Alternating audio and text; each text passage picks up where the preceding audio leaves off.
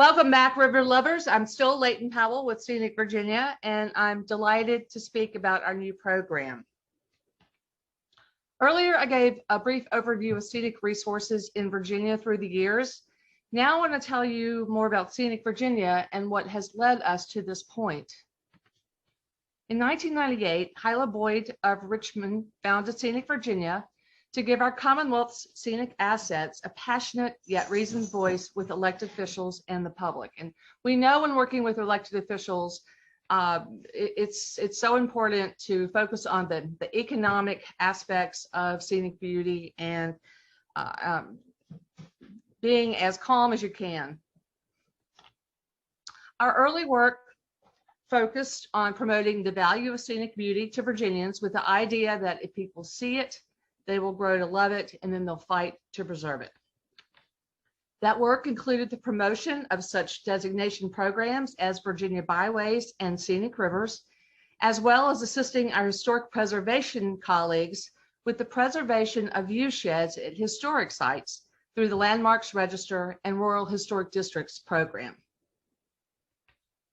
One of our first successes was serving as the statewide coordinator of the multi-agency effort to bring the National Scenic Byways to Virginia. The result, 4 new National Scenic Byways in 1 year and in the first year that we applied, something that had never been done before. All 4, by the way, are also National Park Service sites. In 2009, Virginia added the Journey Through Hallowed Ground as our 5th National Scenic Byway.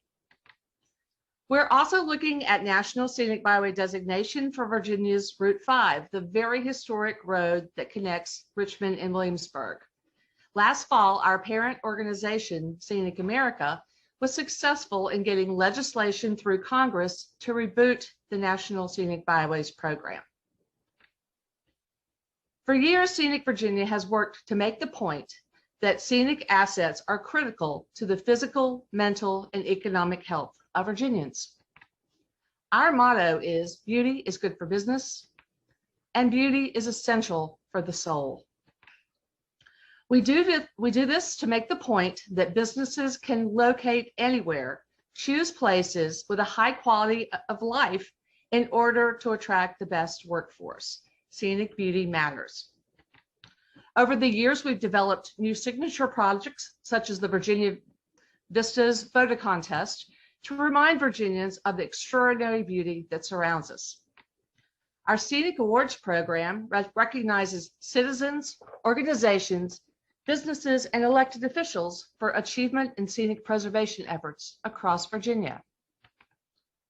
Several years ago, we partnered with the Thames Landscape Strategy in Richmond upon Thames, England, to create the Richmond's Medal Project, an international honor that promotes the value of viewshed preservation.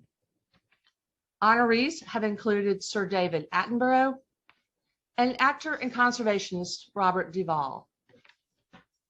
Our involvement with the Richmond's Medal program grew out of our work in Virginia's capital city to save this historic panorama of the James River that is strikingly similar to the English view of the River Thames from Richmond Hill in Richmond upon Thames.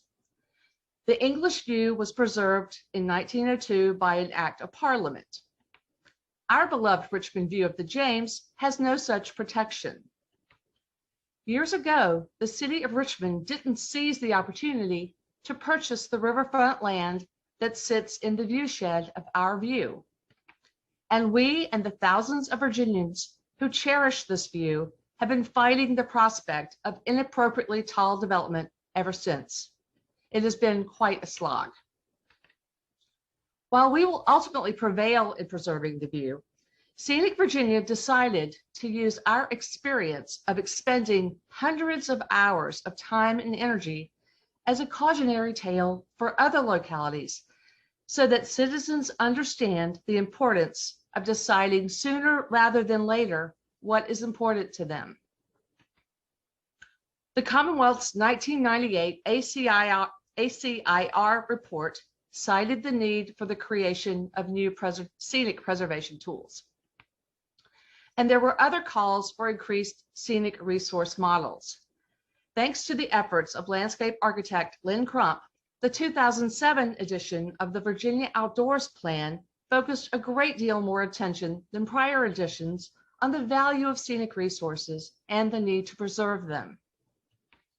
And that kept growing. The 2013 VOP included the results of a statewide scenic survey and institutionalized the need for a program to recognize scenic viewsheds to be administered by Scenic Virginia. And in the lead up to the 2008 VOP, DCR conducted a survey that included even more data collection relative to scenic resources. Scenic Virginia decided the time was right for action. We convened a meeting of noted viewshed experts from around our Commonwealth to ask the question, is a viewshed register needed in Virginia? The answer was a resounding yes. We began looking for existing scenic recognition programs, such as the UK's Areas of Outstanding Natural Beauty and the Virginia Landmarks Register that we might use as a template.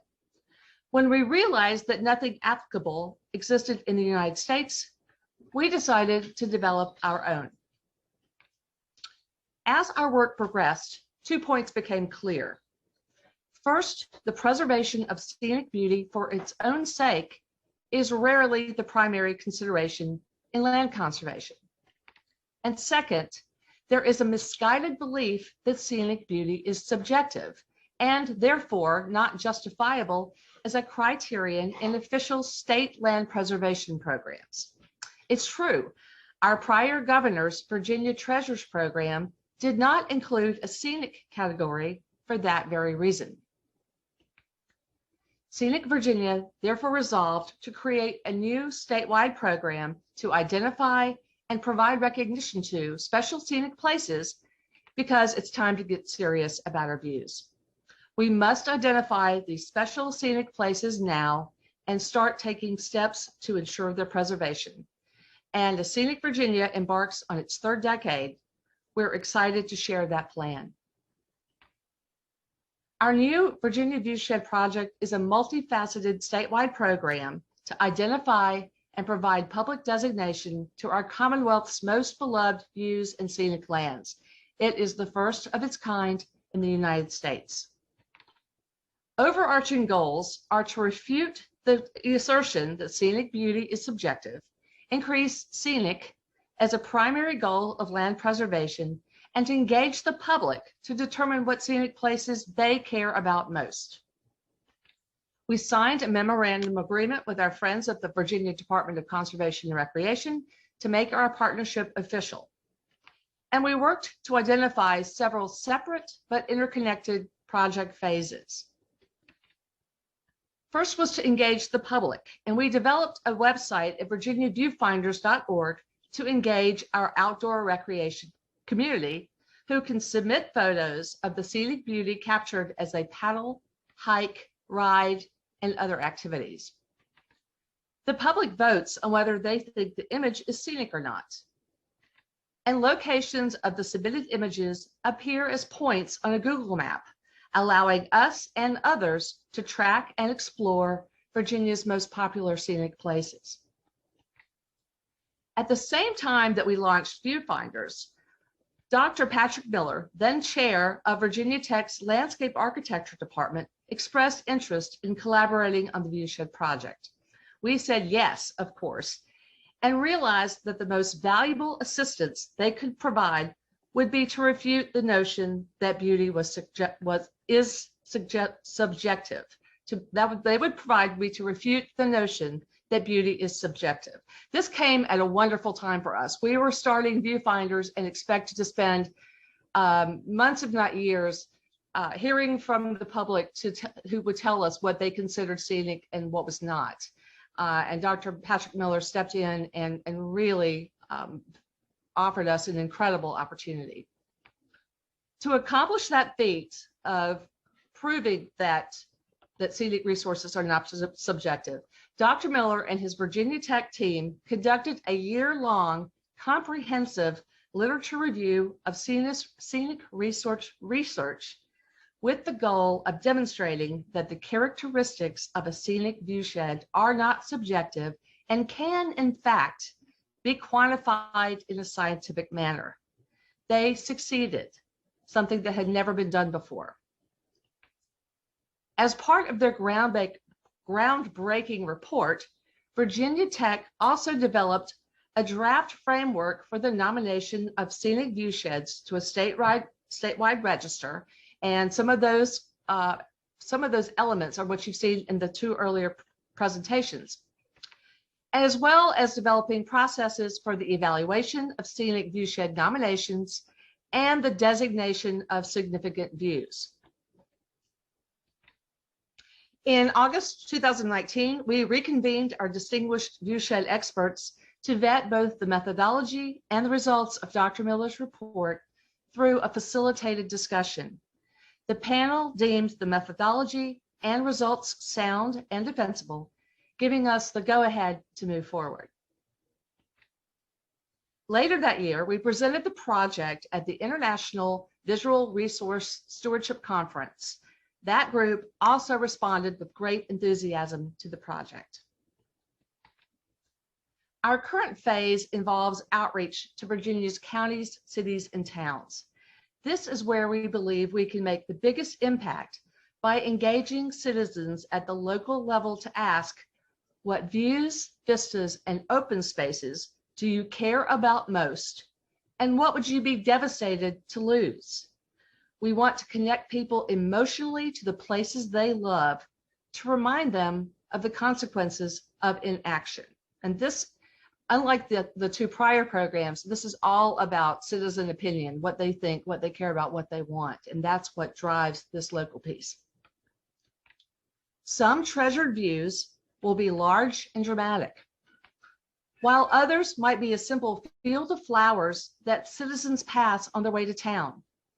All, though, are important to the people who live there, and we will encourage citizens to make a list and include it in their locality's comprehensive plan to give those scenic places public recognition and potentially avoid future development conflicts.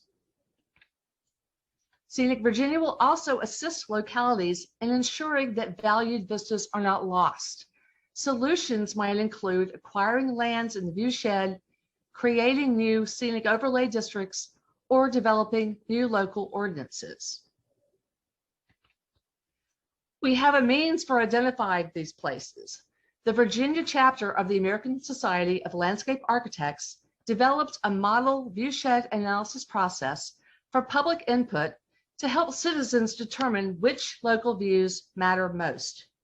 These photos represent a session that they convened in Richmond, Virginia, where, of course, participants deemed the view that named Richmond as their most cherished vista. A team at UVA used the information collected at that meeting to develop a spatial analysis study of our Richmond riverfront and demonstrate the kernel density of nominated viewpoints. This information is now incorporated into the City of Richmond's new Richmond 300 master plan. Another valuable outcome of our project is the compilation of identified vistas into a statewide scenic inventory, something that unbelievably doesn't yet exist. That inventory will then be used to create a scenic layer for the state's GIS land preservation map. This effort, by the way, complements Governor Ralph Northam's data-driven Conserve Virginia land preservation program, which we are excited to report includes a scenic preservation category, the first time. Virginia's land trust community can use the resulting scenic inventory and GIS layer to assist citizens wanting to receive tax benefits for donation of scenic conservation easements. Our project will culminate in the announcement of the new Virginia Viewshed Register and the first list of designated views in scenic areas, an official statewide public recognition of our Commonwealth's most significant views. And as we roll out the phases in Virginia, we're keeping our parent organization, Scenic America, fully updated. Our hope is that Scenic America will continue to embrace the program and its expansion to other states.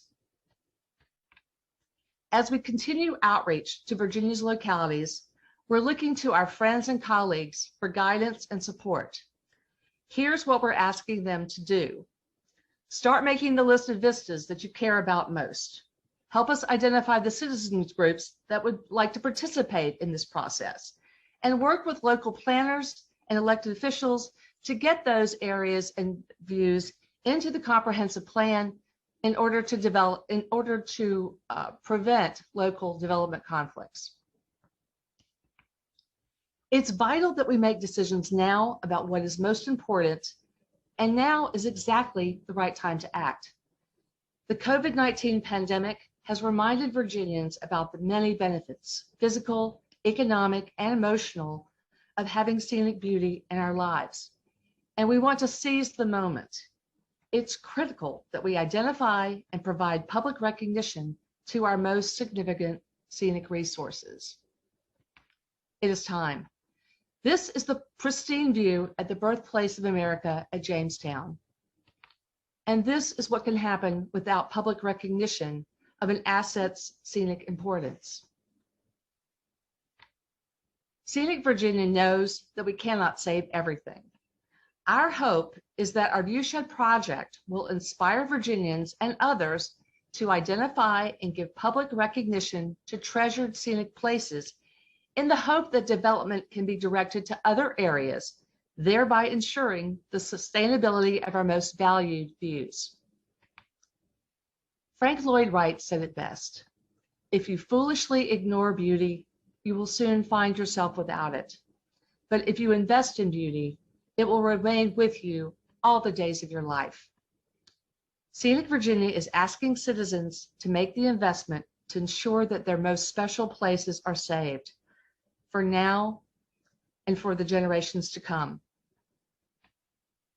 It was a pleasure to be with you today. Thank you for having me. I welcome any kind of feedback you can provide. We are at a critical point in this project, and we really want to make it work and be a grand success. So we have a few minutes remaining, and Julie, Mark, and I want to offer you an opportunity to comment on what you've heard during this session. All three of our organizations manage for scenic quality and have similar outcomes, but there's subtle nuances on how we get there. Mark, Julie, and I have identified these commonalities, differences, and general themes in the hope that this can generate questions and a discussion.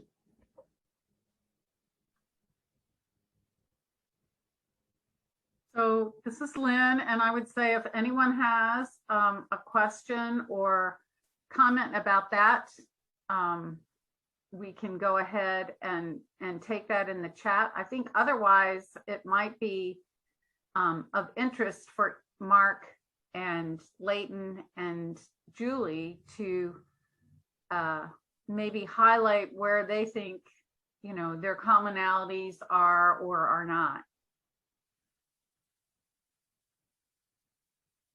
Otherwise, I have some questions. Well, what I found interesting in hearing from Julie and Mark was the idea that there is not, there are no opinions involved. There's no sort of emotional value placed on these places. It's the gathering of information, gathering of data in order to have the information for management. And I think and I love that. I think that's so important. I think where our program differs is that we were specifically asking Virginians to tell us the places that they love, and in getting those areas for the local comprehensive plans. You know, as I said, it could be things that are sweeping and dramatic. It'd be something that just you've grown up seeing it every day, or when you drive to the grocery store, you would be devastated to be driving along one day and it's gone. And so what we're trying to do is get ahead of that and involve local planning departments and elected officials. Nobody wants to be at a town council meeting where you've got citizens and the developer pitted against each other. And that's what we want to get out in front of. The Viewshed Register itself will be the sort of the best of the best. All the things that go into these comprehensive plans won't go onto the register, but the things that go on the register will be brought into Conserve Virginia and mapped as part of that scenic preservation category. So that's where that overlaps with what Virginia's doing, the Commonwealth is doing. Yeah, just to clarify one thing, as we do, as the Park Service, as we do a scenic quality assessment in the field, there's a component that is not rated. It's just a description. So it's over here because that sets the baseline for understanding how things might change, if they would, what might contrast, what might fit material wise, and those kinds of things. So there is a descriptive process there, but there actually is the rating process then is completely separate. And so there is a value placed on that from the team standpoint in the field.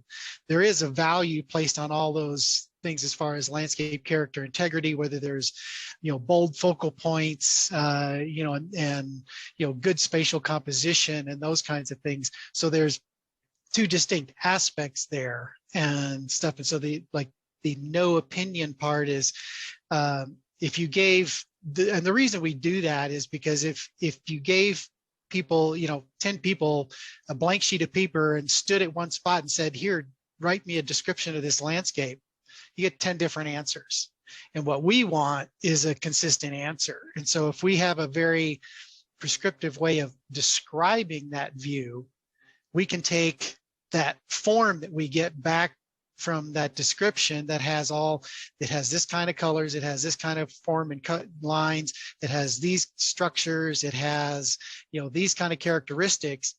We can hand that form to 10 different people and say, here, use this and write a description of the landscape based on this form, and you get a similar answer and stuff. So yeah, you're right. There is a descriptive quality there that is not, kind of rated or valued and stuff, but it serves a little bit different purpose from the scenic quality rating piece.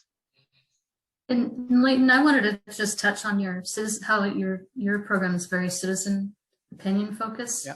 And I think that's one thing that we all could do a little better about. I think with the BLM, we're really reliant on BLM staff because they know those landscapes, they interact with the public more. So we rely on them, on their internal knowledge to help feed us on our sensitivity and the value of those landscapes to the public. I think it's a little more challenging for us to do outreach in a way because there's more formal processes and we have to get, approval and solicitor review, but we can glean information from social media. When people do Instagram, we can see for example, how many times people are posting pictures for particular locations or just things like that. We can do our own sleuthing to kind of figure out what areas are important to people. But I think what you're doing with the citizen opinion is an important piece for sure. Yeah, and I just add to that is we're somewhere in between because we do utilize, and parks, we don't direct anything. The parks do it themselves. But we've had a lot of parks bring on volunteers and stakeholder groups and, their partner organizations and participate in these inventories in the field. But again, it's all kind of their stakeholders in these existing volunteer groups. So it's kind of a little bit in between. It's not a total citizen, just, go on, and nominate necessarily. Of course, again, our views are pretty known. There's a spot right here. You pull off the road, you get out of your car and go to the lookout, and that's the view. So that part's a little bit different, but so we're kind of in between because we can't do a lot of that outreach, on a formalized basis either and stuff as far as kind of interacting with citizens and stuff in general, as far as our visitors and contacting them at the viewpoints and saying, hey, what do you think? And stuff like that. That is more of a challenge. But we do have parks that do engage with their volunteers and stuff like that. And we're very fortunate because a lot of the parks have, really robust, volunteer and partner groups that assist the parks in a lot of different ways. Interesting. So I have a question for all of you. What would you say is the most important aspect of each one of your processes? Or can you qualify that? I think the most important part of ours is the outreach to the locality, to the citizens in the localities, to ask them specifically, where do they care about most? I mean, what we learned from this almost 20-year fight to preserve the view that named Richmond is, I mean, just the incredible amount of time and energy going to meetings and pulling people together. We don't want anybody anywhere else to have to go through that. And so what we see as the most important part of this is to get people thinking, you know, to say, don't let this happen to you. Think about right now, what are the places you really, really care about? They could be important culturally or historically, or they might just be something that you really, really love. And it doesn't matter for the, you know, for the purpose of getting the list in your comprehensive plan. What you want to do is say to your elected officials and planners, this is something special to us. We welcome new business, we welcome development, just not there. And I think that is the most important thing we can do. The Viewshed Register is sort of the culmination of all of that. And that's actually the piece that can be included in Conserve Virginia. But I feel like the part that has the most heart in it for me is going to the localities and saying, let's figure this out now so that you don't end up in the same situation that we had here in Richmond. I think for the BLM, I think it's engagement, you know, with staff, and just the importance of them and educating them, also knowing that, you know, they're part of this whole big picture. Like, you know, if they're proposing a project on the ground, they need to consider visual resources and from their perspective. And it's not just one person's job. It's like, it's all of us. We all have to collaborate and, you know, do the best we can to make sure that projects fit into the landscape and that we're preserving those special areas. Otherwise, we're just making assumptions, and then we'll get called out on it later because our assumptions end up being wrong. So yeah, we're a little bit in that same kind of boat, is like getting, you know, just the interaction with the parks and getting them to think ahead and stuff, because it is something that parks on an individual basis, some have addressed it over the years, but not on a service-wide and not in a consistent way. If something came up, everybody had to kind of invent their own way of you know, dealing with it. And you know, I'm on board because, you know, things started to happen to parks, you know, near parks, and especially big energy development in the West. And when, you know, basically in the circumstance where BLM wanted to, you know, have some information, the Park Service had no credible information to pass along as far as what's valuable, what's important, and stuff about, you know, a particular view. And, you know, the parks can't draw, you know, a bubble around the park and say, you know, we're not going to let any development in here. So our process is designed to understand the values. And I think that's one of the things that maybe I, in the trying to shorten things up, is, you know, passed over, is our process is a relative scenic quality. It's not an absolute. You know, we're not looking at, you know, a particular, you know, region and saying, you know, there is high quality, you know, scenic quality here and there is low scenic quality here. Monocacy National Battlefield and, you know, any kind of park, historical park, can have just as high a scenic quality as the Grand Canyon. So it's all relative to the specific park and its circumstances, and it's not as much scenic quality for scenic quality's sake. It's to help parks identify the values of the landscape that are most important, and that's what you want to protect. The idea is not to necessarily, I think it's along the same lines as some of the Virginia approach. It's not necessarily that a view has to be protected intact. It's that any change is appropriate to that landscape and stuff. So I think that's one of the things, is getting parks into that mode of actually thinking about that stuff ahead, so that you've got some inventory, you've got some base information, say when something comes along, hey, we already know our values in that particular viewpoint, please consider this when you're doing something in the future. Well, I think in all of them, part of it is just making sure you've got it documented in a really concise manner and in a way that's legible and understandable for someone who picks it up, so that it is, as you said, defensible, which I think is really important.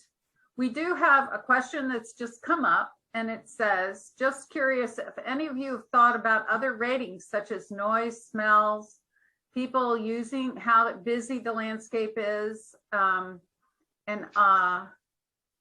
anyway, and goes on to say, otherwise, I really like the concept of scenic quality ratings. So I think I know the answer, but why don't you guys share?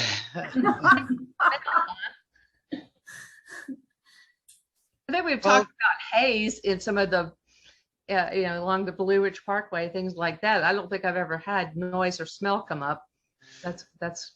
We've actually had that come up in a number of our workshops and stuff. It's like, how do we consider this? And it's like, there are aspects of those things that really can affect the scenic experience. There's no doubt, especially we have a lot of pull-offs, Blue Ridge Parkway, or we're, a lot of busy places where, it's just a quick pull-off.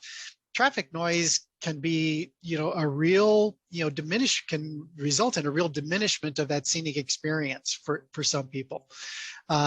There's not really a consistent way that we've found, to integrate that into visual resources and stuff. And the same thing, we work with our night skies folks a lot. We have a natural sounds and night skies division, and we interact with them a lot. And we looked at one point of how to maybe integrate that. And the night sky and the night experience is just so different than the daytime experience. So we certainly, understand all those things and want to include those in any kind of environmental analysis. It's just that it's real challenging to actually incorporate that into the visual experience. And the same with the BLM. We don't have that as part of the visual experience. It is stuff that is analyzed and disclosed, like when we do our NEPA documents. We have to look at the whole affected environment, which includes sounds and not necessarily smells, but all the resources and resource uses, and they all come into play into the bigger picture. So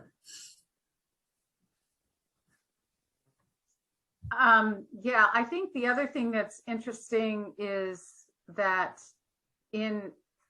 even though we haven't gone into this, but the Scenic Rivers program, we do have one of the criteria that talks about parallel roads. And if the road has a lot of noise, like if it's an interstate, then you don't get any points. Whereas if it doesn't have that kind of impact, you do. So it's not a direct, there's too much sound or there's too little. It's more like if within this criteria, it's a major factor, then it can have a major factor on the experience. I would say our Viewshed nomination form includes, and the evaluation form includes, this other category that would include things that detract from the experience. Ours has a scenic quality and public sensitivity, balanced approach the way that these others do, but we do include other things that would impact that have an impact on that experience. So I have another question for you all. Do you think, do either of your programs or any of your programs have like a reevaluation after X number of years? Ours hasn't. We had fully expected to be, much further along this year, and the pandemic stopped us just as we were starting to do our outreach to the localities. And so we instead spent last year writing a chapter about the project for a book that's coming out and matching a $50,000 challenge grant. And so in the meantime, we've learned, how to use Zoom, and I think that's going to allow us to do a better job of getting to the localities. But I would fully expect that we run this program through, so just keep testing as much as possible. And that's one of the reasons I wanted to do this session, is that we're at a point where the next step for us is going to be taking this to our conservation colleagues in Virginia, and then to the governor, and then really getting it out there. And I would fully expect reconvening our Viewshed experts, in a matter of years, to say, this is what we have seen. Is this what you expected? Do we need to tweak it at all? So, yeah. Yeah, with our system, we should be updating our inventory when time allows, and if there's big projects and big surface disturbance type things, or even restoration activities. It doesn't always happen, because usually it's a collateral duty by staff. So, we do it when we can. So. I think we're going to be kind of in the same boat. Again, there's no mandate. There's no specific NPS policy that parks need to do this. I think we have inventories, at least started in probably close to 40 parks, all strictly volunteer. They've all, called up and said, hey, can, we do this? And at the training workshops, we suggest a return interval, or a kind of a re-inventory time frame of about 7 to 10 years. Again, much like in Julie's case, those folks are going to be doing it kind of as a collateral duty as time permits, kind of a thing. So we have no idea whether that'll actually happen.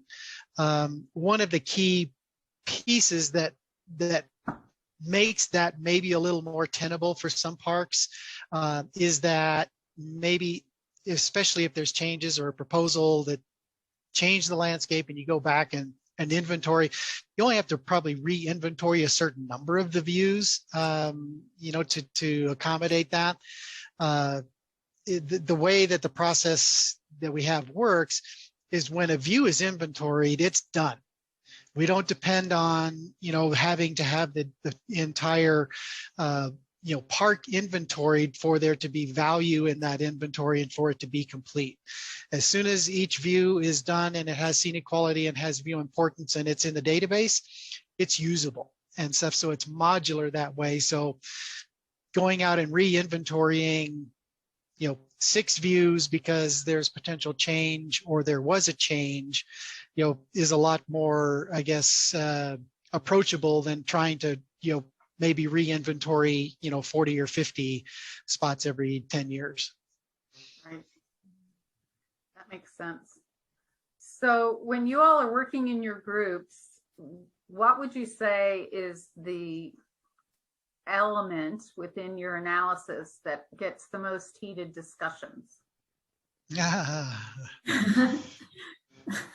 I would say a lot of times people forget to take their own specialty hat off. Like a botanist will be looking at it from a botanist perspective, and they don't take that hat off and look at it from like the landscape perspective. So, or an archaeologist too. They might just look at it purely for the cultural or historical context. Interesting.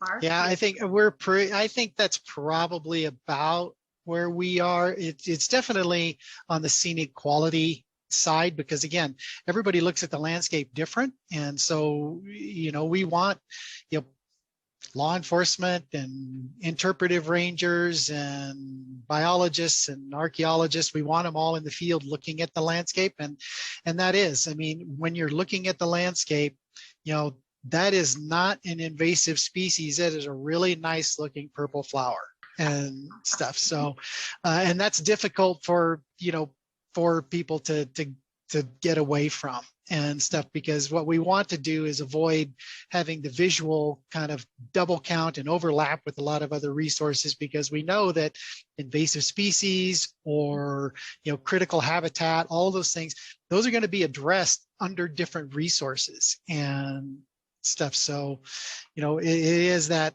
kind of taking that expert hat off is a bit challenging.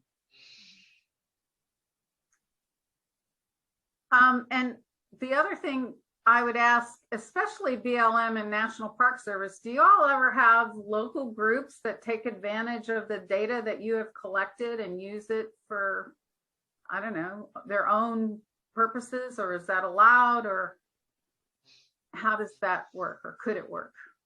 It does work. There's areas where like in the urban interface, when they're doing their own recreation planning, where they try to tie in to like our recreation areas to extend or expand that recreational experience, which includes the, sometimes scenery is just an intangible part of that whole experience. So there are like comprehensive plans in those interfaces that are like trying to incorporate and make sure that there's good, I wouldn't say necessarily like kind of like edge matching where things are connectivity. So. Yeah, and I think in the Park Service, we probably just don't have enough, data and enough experience and enough kind of parks out there doing this yet. I do know, I mean, the way our database is set up is that partners and volunteers can request access and stuff. So we do not have, it's not completely an internal, I mean, have to go through the authorization process and complete all the federal, things you got to do, but people can get access to the database and stuff. So it'll be interesting to see over the years how that works. We just recently got it set up so that, like, say, all the partnership wild and scenic rivers and some of those folks, they can all get access and do inventory and get it into the database where it can be stored and stuff. And much like Appalachian Trail and a lot of the units that are like that, they are really depend on volunteers and stuff. So now that it's set up so that those folks can input data, do the scenic quality work in the field with the unit, and then assist in getting the data into the database. If you can get it in, you can get it out. You can run the reports and export the data and stuff as well. That all goes through the park, and actually right now through me. So before I just get requests for, hey, can I get access to the data? I'm going to be checking with the park and seeing, hey, is this somebody that you want, kind of, in your data and stuff. So it's not necessarily just open to the general public and stuff to just, log in and look and get a bunch of the data. Although the general public can look at the data. I mean, anybody can sign into IRMA and you can look at the data and look at a couple of the reports and stuff, but you can't actually do anything with it. So. Then I have a quick question. Sure. I know that BLM and MPS have done training in the past, and I've never been able to attend any of the sessions, and I'm wondering if there are any, and I would hope that there'd be other people in the session who'd be interested, if you're doing any kind of virtual training in the next coming months, where somebody like me could sign in and see what you're doing. For the part, I don't have anything planned right now. I mean, something comes out of a conference like this, I'd be more than happy to set something up with anybody who wants to attend. We've done some virtual training and stuff, just especially before, if the time is going to be limited when we do a workshop in the field, we'll do a little bit of training up front so that we spend less time kind of in the training mode when we're at a park and spend more time in the field. We don't have, our model right now is to go to a park and stuff for a week and do the field work and do the training workshop and get the ball rolling that way. So we don't have more of a centralized, every year we're going to do it right here kind of thing. We need to go to a model like that because, doing it park by park is really not very efficient and stuff. But to your point about, virtual training, be happy to set something up if there was interest that came out of this. And I think the BLM is heading that way too. I think COVID was kind of the fire that started that thought process, but usually we do it on the ground because it seems a lot of times it's more meaningful to actually see the landscapes in person, because seeing a picture or video doesn't really do it justice. But I think Right. we need to have a little more flexibility to provide both options, because we've learned a lot just in this last year or so. Yeah. We're in that same boat. I think we'll transition to probably certain modules of our training will be, required to be, virtual in advance and stuff, so that when we arrive on a site, that everybody's ready to go. It's hard to say. I agree. I think we're probably going to move some virtual, but at the end of the day, I think we've got to move away from the on the ground in every park kind of model. It's just not, it's not tenable over the really long term. Yeah, you won't have any time at home then, Mark. Yeah. That's 400 units. I got job security, so. Well, thank you all very much for that. I really appreciate it. We have about 15 minutes now before the closing session, which hopefully you all go to, and they'll talk about sort of what to expect for the next several days. My job right now is to come up with a kind of some key points that I got out of today, and to talk about what this track is going to be doing. And so for key points, I think what has been amazing is to see how similar and how different these programs are, but to learn about the language, the vocabulary, which I think is critical for anyone that's in this realm, so that everyone has the same idea about the vocabulary. It's really quite interesting and important. The other thing that I think is really quite exciting is the prospect of the collaborative ideas, both within each one of your units, but also within the BOEM work that John McCarty talked about earlier today, and some of the other pieces. So I don't have a lot, but those were my big takeaways from today. Tomorrow, just to let everybody know, we have a keynote speaker, which you'll hear probably about as you go into the closing session. And then we'll come together with some design fundamentals, which John McCarty is going to be talking to us about. And we'll begin our impact analysis and mitigation review information as we go forward, with help from National Park Service and BLM again.